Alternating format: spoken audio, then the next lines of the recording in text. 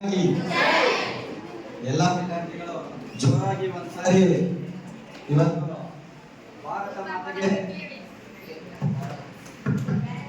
ಭಾರತ ಮಾತೆಗೆ ಜೋರಾಗಿ ಜೈಕಾರ ಹಾಕುವುದರ ಮೂಲಕ ಈ ಒಂದು ದೇಶಕ್ಕೆ ಹೋರಾಡಿ ತಮ್ಮ ಪ್ರಾಣವನ್ನ ಬಲಿದಾನಗೈದಿರ್ತಕ್ಕಂಥ ಸ್ವಾತಂತ್ರ್ಯ ಹೋರಾಟಗಾರರಿಗೆ ನಾವು ಅವರಿಗೆ ಕೇಳಿಸುವ ರೀತಿ ಅವರ ಆತ್ಮಕ್ಕೆ ಕೇಳಿಸುವ ರೀತಿಯಲ್ಲಿ ಭಾರತ್ ಮಾತಾ ಕಿ ಜೈ, ಭಾರತ್ ಮಾತಾ ಕಿ ಜೈ, ಒಂದೇ ಒಂದೇ 78ನೆಯ ಸ್ವಾತಂತ್ರ್ಯೋತ್ಸವ ದಿನಾಚರಣೆಯ ಪ್ರಯುಕ್ತವಾಗಿ ಇವತ್ತು ನಮ್ಮ ದೇಶದಲ್ಲಿ ಸರಿಸುಮಾರು 700ರಿಂದ 800 ವರ್ಷಗಳ ಕಾಲ ಭಾರತ ದೇಶವನ್ನ ಇವತ್ತು ಹಲವಾರು ಬ್ರಿಟಿಷರು ಇರ್ಬೋದು, ಡಚ್ಚರ್ ಇರ್ಬೋದು, ಪೋರ್ಚುಗೀಸರು ಇರ್ಬೋದು, ಫ್ರೆಂಚರ್ ಇರ್ಬೋದು, ಇನ್ನು ಹಲವಾರು ಹೊರದೇಶೀಯ ಆಂಗ್ಲರು ನಮ್ಮಲ್ಲಿರುವ ಒಳಗನ್ನ ನೋಡಿಕೊಂಡು ನಮ್ಮ ದೇಶದಲ್ಲಿ ಇರ್ತಕ್ಕಂಥ ಸರಿಸುಮಾರು 564 ರಾಜಮನೆತನಗಳ ಒಂದು ಆಳ್ವಿಕೆಯಲ್ಲಿ ಒಂದು ಕುಂದುಕೊರತೆಯನ್ನು ಹುಡುಕಿ ವ್ಯಾಪಾರಕ್ಕಾಗಿ ಬಂದಂತ ಬ್ರಿಟಿಷರು ನಮ್ಮ ರಾಜರಲ್ಲಿ ಇರ್ತಕ್ಕಂಥ ಒಳಗನ್ನ ಹುಡುಕಿಕೊಂಡು ಅವರು ನಮ್ಮ ದೇಶದಲ್ಲಿ ತಮ್ಮ ಆಳ್ವಿಕೆಯನ್ನ ಆರಂಭ ಮಾಡಿದ್ರು. ರಾಜನ ಮೇಲೆ ರಾಜ್ಯವನ್ನ ಎತ್ತಿ ಕಟ್ಟಿ ಒಬ್ಬ ರಾಜನಿಂದ ಇನ್ನೊಬ್ಬ ರಾಜನ ಮೇಲೆ ಹೋರಾಟವನ್ನ ಆರಂಭ ಮಾಡಿ ಒಬ್ಬ ರಾಜನಿಗೆ ಬ್ರಿಟಿಷರ ಬೆಂಬಲವನ್ನ ಕೊಟ್ಟು ನಮ್ಮಲ್ಲಿರ್ತಕ್ಕಂಥ ರಾಜನನ್ನ ಸೋಲಿಸುವುದರ ಮೂಲಕ ಆ ರಾಜನಿಂದ ಅರ್ಧ ಪಾಲನ್ನು ಪಡೆದುಕೊಳ್ಳುವುದರ ಜೊತೆಯಾಗಿ ಇಡೀ ದೇಶಾದ್ಯಂತ ಇದೇ ರೀತಿಯಾಗಿ ಮಾಡಿ 564 ರಾಜ ಸಂಸ್ಥಾನಗಳನ್ನ ಕಸಿದುಕೊಂಡಿದ್ದು ಬ್ರಿಟಿಷರು. ಅಂತ ಬ್ರಿಟಿಷರಿಂದ ಬಂಧನಾಗಿರ್ತಕ್ಕಂಥ ಭಾರತವನ್ನ ಪುನಃ ಪಡೆಯಬೇಕಾದ್ರೆ ಬ್ರಿಟಿಷರು ಈ ದೇಶದಲ್ಲಿ ಕಂದಾಯ ವ್ಯವಸ್ಥೆಯನ್ನ ಜಾರಿಗೆ ತಂದು ನಮ್ಮಲ್ಲಿ ಇರ್ತಕ್ಕಂಥ ಎಲ್ಲ ರೈತರಿಗೆ, ಹಿಂದುಳಿದ ವರ್ಗದವರಿಗೆ, ಶೋಷಿತರಿಗೆ, ದೀನ ದಲಿತರಿಗೆ ಈ ಭಾರತದಲ್ಲಿರ್ತಕ್ಕಂಥ ಪ್ರತಿಯೊಬ್ಬ ಪ್ರಜೆಗೂ ಕೂಡ ಯಾವುದೇ ರೀತಿಯ ಸ್ವಾತಂತ್ರ್ಯ ಇದ್ದಿದ್ದಿಲ್ಲ. ಕೇವಲ ದುಡಿದು ಬಂದಂತ ಬೆಲೆಯನ್ನು ಕೂಡ ಬ್ರಿಟಿಷರ ಪಾಲಿಗೆ ಆಗ್ತಿತ್ತು ಮತ್ತು ನಮ್ಮ ಭೂಮಿಗೆ ಅತಿ ಹೆಚ್ಚು ಕಂದಾಯವನ್ನು ವಿಧಿಸುತ್ತಿದ್ದರು. ಇದನ್ನೆಲ್ಲ ಇರ್ತಕ್ಕಂಥ ರಾಜ ಮನೆತನಗಳು 1857ರಲ್ಲಿ ಪ್ರಥಮ ಸ್ವಾತಂತ್ರ್ಯ ಸಂಗ್ರಾಮ ಯುದ್ಧವನ್ನ ಆರಂಭ ಮಾಡಿದ್ರು. ಪ್ರಥಮ ಸ್ವಾತಂತ್ರ್ಯ ಸಂಗ್ರಾಮ 1857ರಲ್ಲಿ ಅಂದಿನ ಮಂಗಲ್ ಪಾಂಡೆ ಬ್ರಿಟಿಷರ ಸೇನಾನಿಯಲ್ಲಿ ಸೇನಾ ನಾಯಕನಾಗಿ ಕೆಲಸ ಮಾಡ್ತಾ ಇದ್ದ. ಆದ್ರೆ ಬ್ರಿಟಿಷರು ಕೊಡ್ತಕ್ಕಂಥ ಒಂದು ಕಷ್ಟ ಕಾರ್ಪಣ್ಯವನ್ನು ಸಹಿಸಲಾಗದೆ ಈ ದೇಶದಲ್ಲಿ ಅವರ ದುರಾಡಳಿತವನ್ನು ನೋಡಿಕೊಂಡು ಮಂಗಲ್ ಪಾಂಡೆ ಅವರು 1857ರಲ್ಲಿ ಪ್ರಥಮವಾಗಿ ಬ್ರಿಟಿಷ್ ಅಧಿಕಾರಿಯನ್ನ ಕೊಲ್ಲುವುದರ ಮೂಲಕ ಸ್ವಾತಂತ್ರ್ಯದ ಹೋರಾಟದ ಕಿಚ್ಚನ್ನು ಹಚ್ತಾರೆ. ಆ ಒಂದು ಸ್ವಾತಂತ್ರ್ಯ ಹೋರಾಟದ ಕಿಚ್ಚನ್ನು ಹಚ್ಚಿದ ನಂತರ ಈ ದೇಶದಲ್ಲಿ ಲಕ್ಷಾಂತರ ಜನ ಯುವ ತರುಣರು ತಮ್ಮ ಪ್ರಾಣದ ಅಂಗನ್ನೇ ತೊರೆದು ಈ ದೇಶದ ಸ್ವಾತಂತ್ರ್ಯಕ್ಕಾಗಿ ಹೋರಾಟವನ್ನು ಮಾಡ್ತಾರೆ. ಈ ದೇಶದಲ್ಲಿ ಸ್ವಾತಂತ್ರ್ಯ ಕೇವಲ ಹಾಗೆ ಬಂದಿಲ್ಲ. ನಾವೆಲ್ಲರೂ ವಿದ್ಯಾರ್ಥಿಗಳು ದಯವಿಟ್ಟು ಪರಸ್ಪರ ಯಾರು ಮಾತಾಡಬಾರ್ದು.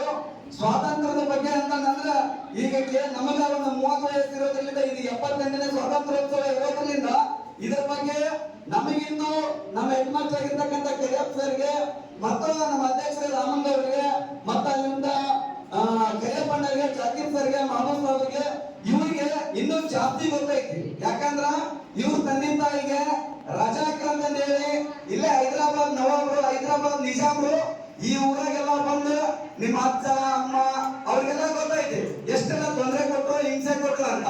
ಬಟ್ ನಿಮಗೆ ಯಾರಿಗೂ ಗೊತ್ತಿರೋದ್ರಿಂದ ಇವ್ರು ಏನ್ ಹೇಳ್ತಾರಪ್ಪ ಅನ್ನೋದು ಸುಮ್ಮನೆ ಕೇಳೋದು, ನೀವೇ ಪರಸ್ಪರ ಮಾತಾಡ್ತಾ ಇದ್ರಿ. ಬಟ್ ಸ್ವಾತಂತ್ರ್ಯ ಹಂಗ ಬಂದಿಲ್ಲ.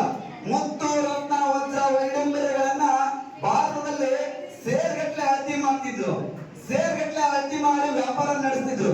ಅದು ಬೀದಿಯಲ್ಲಿ ಇಟ್ಕೊಂಡು ಇವತ್ತು ಒಂದು ತೊಲಿ ಬಂಗಾರಕ್ಕೆ 70,000 ರೂಪಾಯಿಗೆ ಐತಿ. ಆದ್ರೆ ಅವತ್ತು ಭಾರತದಲ್ಲಿ ಅಪಾರವಾದ ಸಂಪತ್ಭರಿತವಾದ ದೇಶ ಯಾವುದು ಅಂದ್ರೆ ಅದು ನನ್ನ ದೇಶ ಭಾರತ.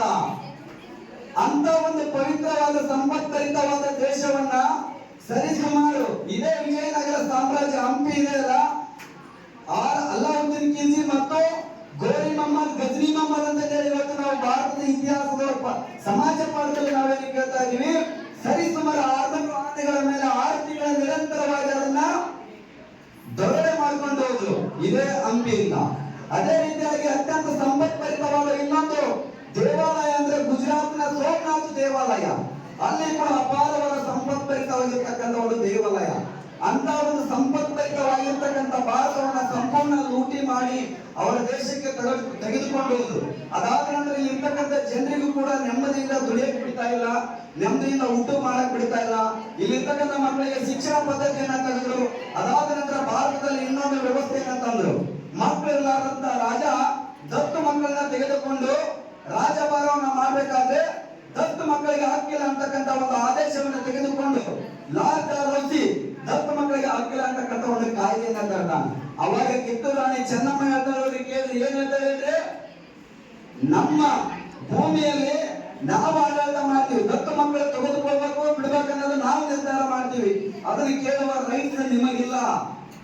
ಕಿತ್ತೂರು ರಾಣಿ ಚೆನ್ನಮ್ಮ ಇರ್ಬೋದು, ಕ್ರಾಂತಿವೀರ ಸಂಗೊಳ್ಳಿ ರಾಯಣ್ಣ ಅವರು ಇರ್ಬೋದು, ಇವತ್ತು ಭಗತ್ ಸಿಂಗ್ ಇರ್ಬೋದು, ಸುಖದೇವ್ ಇರ್ಬೋದು, ರಾಜ್ಗುರು ಇರ್ಬೋದು, ಇನ್ನು ಸಾಕಷ್ಟು ಸುಭಾಷ್ ಚಂದ್ರ ಬೋಸ್, ಮಹಾತ್ಮ ಗಾಂಧೀಜಿ, ಜವಾಹರ್ಲಾಲ್ ನೆಹರು, ಸರ್ದಾರ್ ವಲ್ಲಭಾಯಿ ಪಟೇಲ್ ಈ ದೇಶದ ಉಕ್ಕಿನ ಮನುಷ್ಯ. ಇವತ್ತು ಈ ದೇಶದ ಉಕ್ಕಿನ ಮನುಷ್ಯ ಸರ್ದಾರ್ ವಲ್ಲಭಾಯಿ ಪಟೇಲ್ ದೇಶದ ಪ್ರಥಮ ಗೃಹ ಮಂತ್ರಿಗಳಾಗಿ 564 ರಾಜ ಸಂಸ್ಥಾನಗಳನ್ನು ಒಗ್ಗೂಡಿಸಿ ಭಾರತ ದೇಶ ಅಂತಕ್ಕಂಥದ್ದನ್ನ ನಿರ್ಮಾತೃ ಯಾರಾದ್ರೂ ಇದ್ರೆ ಅದು ಅಂದಿನ ಗೃಹ ಮಂತ್ರಿ ಸರ್ದಾರ್ ವಲ್ಲಭಾಯಿ ಪಟೇಲ್. ಅಂತ ಮಾನ್ಯರು, ಅದಕ್ಕೂ ಕಣ್ಣಿಗೆ ಕಾಣದೆ ಲಕ್ಷಾಂತರ ಸ್ವಾತಂತ್ರ್ಯ ಹೋರಾಟಗಾರರು ಕೇವಲ ತಮ್ಮ ಚಿಕ್ಕ ವಯಸ್ಸಿನಲ್ಲಿ ಈ ದೇಶದ ಸ್ವಾತಂತ್ರ್ಯ ಹೋರಾಟದಲ್ಲಿ ಸತ್ತೋಗ್ಬಿಟ್ಟಾರ, ಅವರು ಪ್ರಾಣನೇ ಕಳ್ಕೊಂಡಿದ್ದಾರೆ. ಅಂತ ಮಹನೀಯರು ಕೊಟ್ಟಿರ್ತಕ್ಕಂಥ ಸ್ವಾತಂತ್ರ್ಯನ ಉಳಿಸಿಕೊಳ್ಳುವ ಜವಾಬ್ದಾರಿ ಯಾರ ಮೇಲಿದೆ? ಯಾರ ಮೇಲಿದೆ? ಕೇವಲ ಇದು ಇದೇ ದಿನ ಮಾತಾಡ್ತಾರೆ ಹೋಗ್ತಾರೆ ಅಂತಕ್ಕಂಥದ್ದಲ್ಲ. ನಮಗೆ ಶಿಕ್ಷಣಕ್ಕಿಂತ ಸಂಸ್ಕೃತಿ ಬಹಳ ಮುಖ್ಯ, ಸಂಸ್ಕಾರ ಬಹಳ ಮುಖ್ಯ. ಈ ದೇಶಕ್ಕೆ ಬಂದಂತ ಸ್ವಾತಂತ್ರ್ಯವನ್ನ ಉಳಿಸಿಕೊಂಡು ಬೆಳೆಸಿಕೊಂಡು ಹೋಗ್ತಕ್ಕಂಥದ್ದು ಧರ್ಮ ನಮ್ಮ ಮೇಲಿದೆ. ದೇಶ ಹೋದ್ರೆ ನಾವು, ದೇಶ ಇದ್ರೆ ನಾವು, ದೇಶ ಸುರಕ್ಷತೆ ಇದ್ರೆ ಭಾರತದ ಪ್ರಜೆಗಳೆಲ್ಲರೂ ಸುರಕ್ಷಿತವಾಗಿರ್ತಾರ. ದೇಶಕ್ಕೋಸ್ಕರ ನಮಗೆ ಹೋರಾಟ ಮಾಡುವಂತ, ಸ್ವಾತಂತ್ರ್ಯಕ್ಕೋಸ್ಕರ ಹೋರಾಟ ಮಾಡುವಂತ ಅವಕಾಶ ಸಿಕ್ಕಿಲ್ಲ.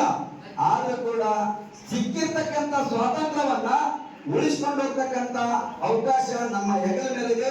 ಅದ ಅವಕಾಶ ಅನ್ನೋದಕ್ಕಿಂತ ಜವಾಬ್ದಾರಿಯೂ ಕೂಡ ನಮ್ಮ ಮೇಲಿದೆ.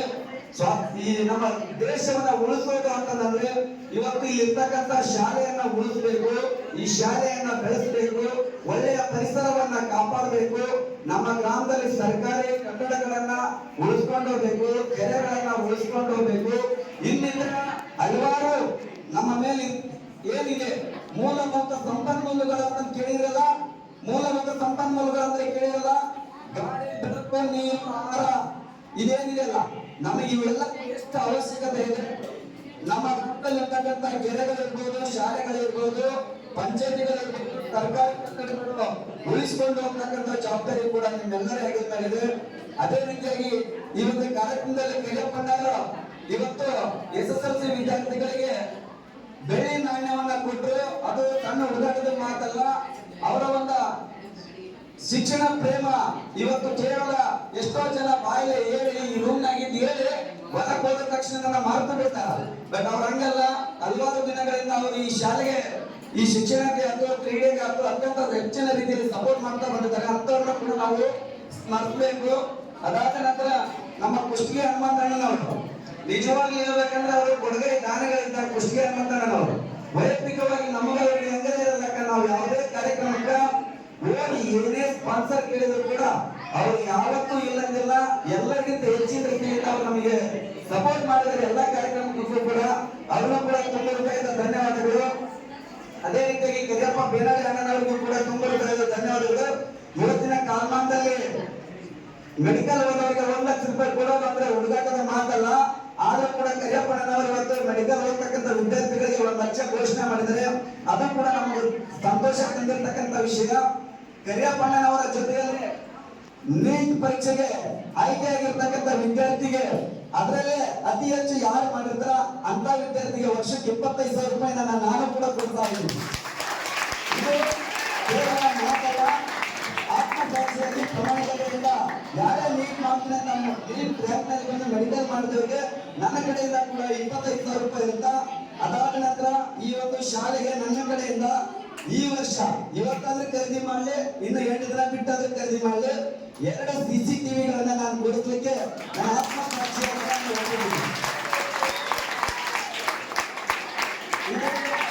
ನಮ್ಮ ಶಾಲೆ, ನಮ್ಮೂರ ಶಾಲೆ, ನಮ್ಮೆಲ್ಲರ ಶಾಲೆ, ಶಾಲೆಯ ಸುರಕ್ಷತೆಯು ಕೂಡ ನಮಗೆ ಅತ್ಯಂತ ಹೆಚ್ಚು. ನಾವು ಈ ಶಾಲೆಗೆ ಸುಮಾರು 100ರಿಂದ 150 ಗಿಡಗಳನ್ನ ಹಚ್ಚಿದ್ವಿ ಲಾಸ್ಟ್ ಇಯರ್. ಶಾಲೆ ಚೆನ್ನಾಗಿರ್ಲಿ, ಶಾಲೆಯಿಂದ ಕೂಡ ಒಳ್ಳೆ ವಾತಾವರಣ ಬೆಳೀಲಿ, ವಿದ್ಯಾರ್ಥಿಗಳ ಟೆಸ್ಟ್ ಅವ್ರನ್ನ ಬರಿಬೇಕಂದ್ರೆ ಗಿಡದ ಬುಡಕ್ಕೆ ಕುಂತ್ಕೊಂಡು ಬರೀಲಿ, ಅಲ್ಲಿಂದ ಊಟಕ್ಕೆ ಗಿಡದ ಬುಡಕ್ಕೆ ಕುಂತ್ಕೊಂಡು ಊಟ ಮಾಡ್ಲಿ ಅಂತೇಳಿ ಸುಮಾರು ಒಂದು 100 ಗಿಡ ಹಚ್ಚಿದ್ದೆ ನಾನು ಇಲ್ಲ. ಆ ಗಿಡ ಉಳಿಸ್ತಕ್ಕಂಥ ಕಾರ್ಯನ ಶಾಲೆ ವಿದ್ಯಾರ್ಥಿಗಳು ಯಾರು ಮಾಡಲಿಲ್ಲ. ಆಮೇಲೆ ಈ ಕಂಪೌಂಡ್ ಇರಲಿಲ್ಲ ಆ ಸಮಯದಲ್ಲಿ. ಈಗ ಕಂಪೌಂಡ್ ಆಗಿದೆ. ಮತ್ತೆ ಮುಂದಿನ ದಿನಮಾನದೊಳಗ ಸಾಧ್ಯ 50ರಿಂದ 100 ಗಿಡಗಳನ್ನ ಹಚ್ಚಿ ಈ ಶಾಲೆಯ ಒಂದು ನೆರಳಾಗುವಂತೆ ಮಾಡಲಿಕ್ಕೆ ನಾನು ಕೂಡ ಪ್ರಾಮಾಣಿಕ ಪ್ರಯತ್ನವನ್ನು ಮಾಡ್ತೀನಿ.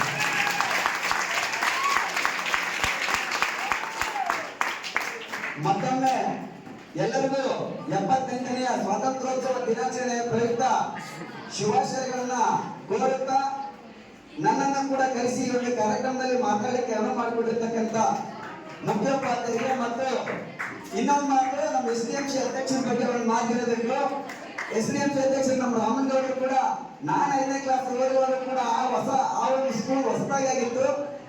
ಅವರ SDMC ಅಧ್ಯಕ್ಷರು. ನಂತರ ನಮ್ಮೂರಿಗೆ ಹೈಸ್ಕೂಲ್ ಬಂದಿದೆ. ಹೈಸ್ಕೂಲ್ ಬಂದಾದ ನಂತರ ಮತ್ತೆ ಹೊಸದಾಗಿ ಅವರೇ SDMC ಹೈಸ್ಕೂಲ್ ಅಧ್ಯಕ್ಷರಾಗಿದ್ದಾರೆ. ಅವರು ಕೂಡ ಕ್ರಿಯಾಶೀಲ ವ್ಯಕ್ತಿಗಳು, ಅತ್ಯಂತ ಶಿಕ್ಷಣ ಪ್ರೇಮಿಗಳು ಇರೋದ್ರಿಂದನೇ ಅವರಿಗೆ 2ನೇ ಬಾರಿಗೆ SDMC ಅಧ್ಯಕ್ಷರನ್ನಾಗಿ ಮಾಡಿದೆ. ಅವರ ಒಂದು ನಿರಂತರ ಒಂದು ಪರಿಶ್ರಮ, ನಿರಂತರ ಹೋರಾಟ, ಅವರಿವರಿಗೆ ಗಂಟು ಬಿದ್ದು ಇವತ್ತು ಶಾಲೆ ಸುತ್ತಲೇ ಕಾಂಪೌಂಡ್ ಇರ್ಬೋದು, ಗಿಡಗಳಿರ್ಬೋದು, ಎಲ್ಲವನ್ನ ಮಾಡಿದರೆ ನಿರಂತರವಾಗಿ ಕುಡಿಯುವ ನೀರಿನ ವ್ಯವಸ್ಥೆ ಇದ್ದಿಲ್ಲ. ನೀರಿನ ಟ್ಯಾಂಕ್ ಕುಂದಿರಿಸಿದ್ದಾರೆ, ವಿದ್ಯಾರ್ಥಿಗಳಿಗೆ ಹೆಚ್ಚು ಸಪೋರ್ಟ್ ಮಾಡಿದ್ದಾರೆ. ಅವ್ರಿಗೂ ಕೂಡ ನಮ್ಮಗಳು ಕೂಡ ತುಂಬ ಧನ್ಯವಾದಗಳು.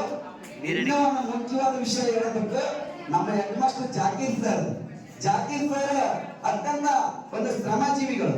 ಶಿಕ್ಷಣಕ್ಕಿಂತ ಸಂಸ್ಕಾರ ದೊಡ್ಡದಂತ ಒಂದು ಮಾತು ಹೇಳಿದೆ ನಾನು. ಕೇವಲ ಅಕ್ಷರ ಜ್ಞಾನ ಇದ್ರೆ ಸಾಲದ ಜೀವನದೊಳಗ. ಸಂಸ್ಕಾರ ಅಂತಕ್ಕಂಥದ್ದು ನಾವು ಯಾರ ಜೊತೆ ಹೆಂಗ್ ನಡ್ಕೋಬೇಕು, ನಾವು ಉಟ್ಕೊಳ್ತಕ್ಕಂಥ ಉಡುಗೆ ತೊಡುಗೆಗಳು ಹೆಂಗಿರ್ಬೇಕು, ನಾವು ಜನಗಳ ಜೊತೆಗೆ ಹೆಂಗ್ ನಡ್ಕೊಳ್ಬೇಕು, ನಮ್ಮ ವೇಷಭೂಷಣಗಳು ಯಾವ ರೀತಿಯಾಗಿರ್ಬೇಕು. ಇವತ್ತು ಎಷ್ಟೋ ವಿದ್ಯಾರ್ಥಿಗಳ ಹಣೆ ಮೇಲೆ ಇವತ್ತು ವಿಭೂತಿ ಮತ್ತು ಕುಂಕುಮ ಕಾಣ್ತಾ ಇದೆ. ಇದು ನಮ್ಮ ಭಾರತೀಯ ಸಂಸ್ಕೃತಿಯ ನಮ್ಮ ಹೈಸ್ಕೂಲಿನ ಮುಖ್ಯೋಪಾಧ್ಯಾಯರಾಗಿರ್ತಕ್ಕಂಥ ಜಾಕೀರ್ ಸರ್ ಮತ್ತು ಎಲ್ಲ ಸಹ ಶಿಕ್ಷಕರಿಗೂ ಕೂಡ ಈ ಒಂದು ಕ್ರೆಡಿಟ್ ಸಂದತೆ. ಅದೇ ರೀತಿಯಾಗಿ ಹೆಣ್ಮಕ್ಳದಾಯ್ತು, ಈಗ ಗಂಡ್ಮಕ್ಳದು. ಇವತ್ತಿನ ಕಾಲದಾಗ ಅದು ಯಾಪುಲಿ ಕಟಿಂಗ್ ಬಂದಂತೆ ಎಲ್ಲ ಹುಡುಗರು ಅರ್ಧ ತಲೆ ಬಿಡಿಸ್ಕೊಂಡು ಅಡ್ಡಾಡ್ತಾ ಇದ್ರು.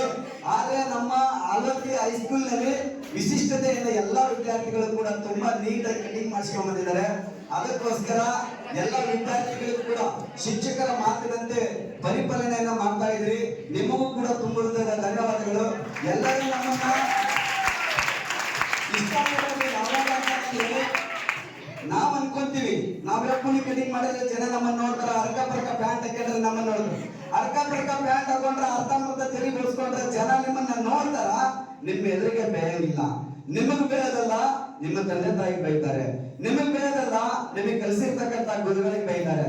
ದಯವಿಟ್ಟು ನನ್ನ ನಂಬರ್ ರಿಕ್ವೆಸ್ಟ್, ಯಾರು ಅರ್ಧ ತೆಲಿ ಬಿಡಿಸ್ಕೋಬೇಡ್ರಿ, ಅರ್ಧ ಕಟಿಂಗ್ ಮಾಡಿಸ್ಕೋಬೇಡ್ರಿ, ಅರ್ಕ ಬರ್ಕ ಪ್ಯಾಂಟ್ ಹಾಕೋಬೇಡ್ರಿ. ಶಿಕ್ಷಣ ಅಂತಕ್ಕಂಥದ್ದು ಬಹಳ ದೊಡ್ಡದಿದೆ. ಇದು ಕೇವಲ ನೀವು ಈಗ 9ನೇ ಕ್ಲಾಸ್ 8ನೇ ಕ್ಲಾಸ್ 10ನೇ ಕ್ಲಾಸಿಗೆ ಬಂದಿದ್ದೀರಿ. 1ನೇ ಮೆಟ್ಲು ಇನ್ನೂ ತುಳಿಯಕ್ಕೆ ಬಂದಿದ್ದೀರಿ. ಜೀವನದೊಳಗ ಜೀವನ ಅನ್ನೋದು ಇನ್ನು ಬಹಳ ದೊಡ್ಡದಿದೆ. ಓದ್ರಿ, ಒಳ್ಳೆ IAS ಆಫೀಸರ್ ಆಗ್ರಿ, KAS ಆಫೀಸರ್ ಆಗ್ರಿ, ಹೈಯೆಸ್ಟ್ ಪರ್ಸೆಂಟೇಜ್ ಮಾಡಿ ಸೈನ್ಸ್ ಮಾಡ್ರಿ, ಡಿಪ್ಲೊಮಾ ಮಾಡ್ರಿ, ಒಳ್ಳೊಳ್ಳೆ ಕೋರ್ಸ್ ಮಾಡ್ರಿ, ಡಾಕ್ಟರ್ ಆಗ್ರಿ, ಇಂಜಿನಿಯರ್ ಆಗ್ರಿ. ಅದು ಮಿಕ್ಕಿ ನೀವು IAS KAS ಓದ್ತೀನಿ ಅಂತಂದ್ರೆ ಇನ್ನೊಂದು ನಮ್ಮ ದಾವಣಗೆರೆಯಲ್ಲಿ ವಿನಯ್ ಕುಮಾರ್ ಅಂತ ಹೇಳಿ ಇನ್ಸ್ಟಿಟ್ಯೂಟ್ ಮಾಡಿದ್ದಾರೆ. ಇಡೀ ದೇಶಾದ್ಯಂತ ಅದ ಅವರು ಅವ್ರ ಕಡೆಯಿಂದ ನಮ್ಮ ಕೊಪ್ಪಳ ತಾಲೂಕಿನಲ್ಲಿ ಇರ್ತಕ್ಕಂಥ ವಿದ್ಯಾರ್ಥಿಗಳಿಗೆ ಕಡಿಮೆ ಅಮೌಂಟ್ ಅಲ್ಲಿ ಇದನ್ನ ಮಾಡಿ ನಿಮಗೆ IAS KS ಕೋಚಿಂಗ್ ಹಚ್ಚಿಕೊಡೋ ಜವಾಬ್ದಾರಿ ಕೂಡ ನನ್ನ ಮೇಲಿದೆ. ನಾನು ಖಂಡಿತ ಸಪೋರ್ಟ್ ಮಾಡ್ತೀನಿ. ಓಕೆನಾ? ಎಲ್ಲರೂ ಒಳ್ಳೆ ರೀತಿಯಿಂದ ನಡ್ಕೊಳ್ಳಿ. ಒಳ್ಳೆ ರೀತಿಯಿಂದ ದೇಶಕ್ಕೆ ಸಿಕ್ಕಿರ್ತಕ್ಕಂಥ ಸ್ವಾತಂತ್ರ್ಯ ಹಂಗ ಬಂದಿಲ್ಲ, ಕಷ್ಟಪಟ್ಟು ರಕ್ತ ಹರಿಸಿ ಬಂದೈತಿ.